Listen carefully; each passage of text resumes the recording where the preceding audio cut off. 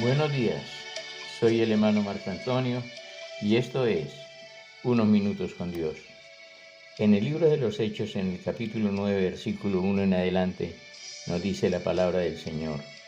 Saulo, respirando aún amenazas y muerte contra los discípulos del Señor, vino al sumo sacerdote y le pidió cartas para la sinagoga de Damasco, a fin de que, si hallase algunos hombres o mujeres de este camino, los trajese presos a Jerusalén.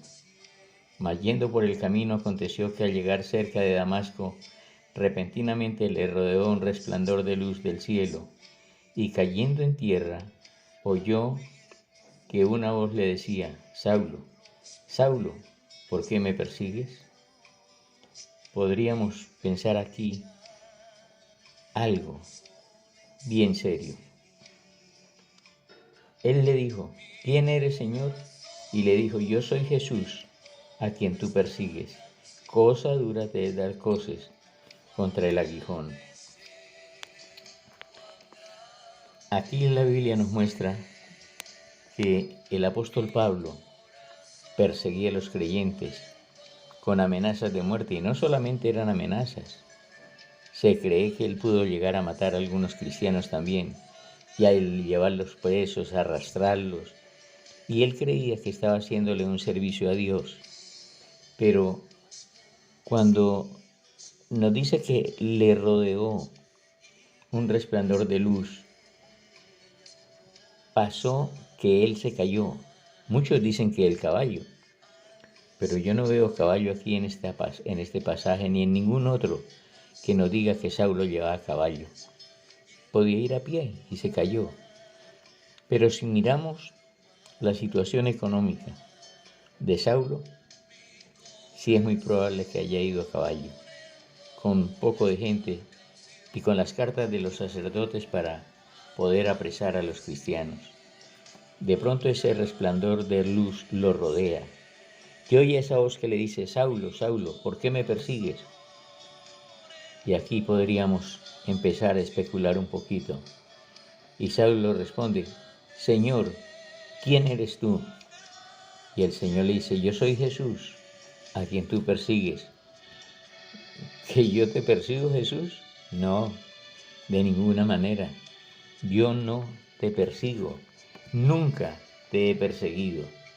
Pero dice la palabra del Señor en Mateo 25:45, entonces le responderá diciendo: de cierto os digo que en cuanto no lo hiciste a uno de estos mis pequeños, tampoco a mí lo hiciste. Irán los unos al castigo eterno y los justos a la vida eterna.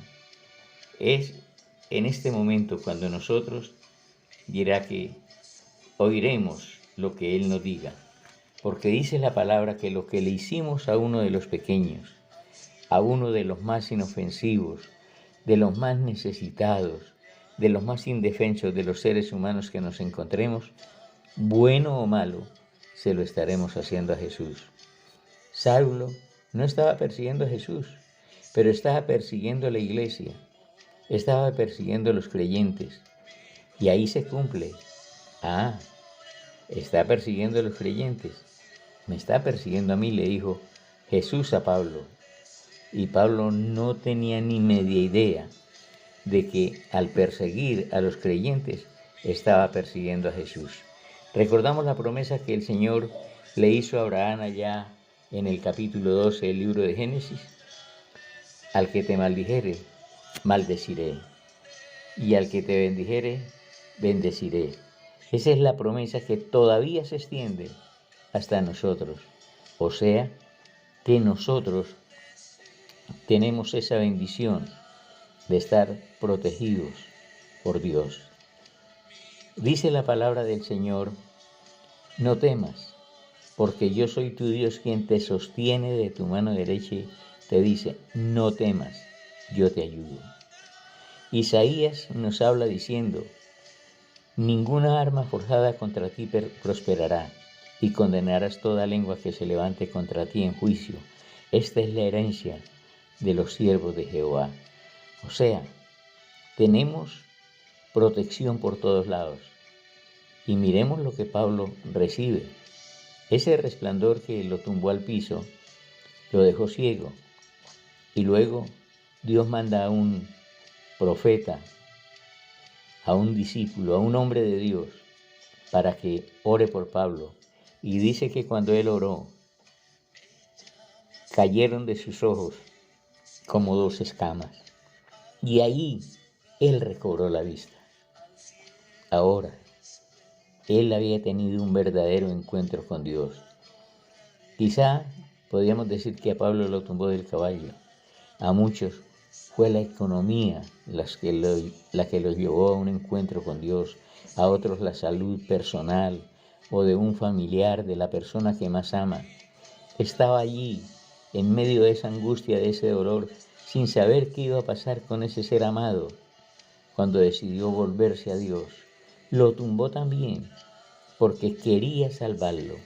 Ahora, hay mucha gente que es reprendida y es llamada por el Señor para buscarlo.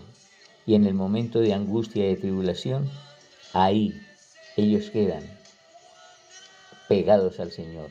Pero pasó ese tiempo de angustia y la situación cambió y se olvidaron del Señor. Lo que nosotros hacemos a un hijo de Dios, se lo estamos haciendo directamente a Dios. Por eso, en vez de maldecirlo, en vez de hablar mal, en vez de juzgarlo, bendigámoslo para que nosotros también recibamos bendición. Padre bueno, gracias porque tú eres grande y maravilloso. Ayúdanos a honrarte a través de nuestro prójimo. En el nombre de Jesús de Nazaret, danos un corazón obediente, Señor, para hacer tu voluntad. Amén y amén.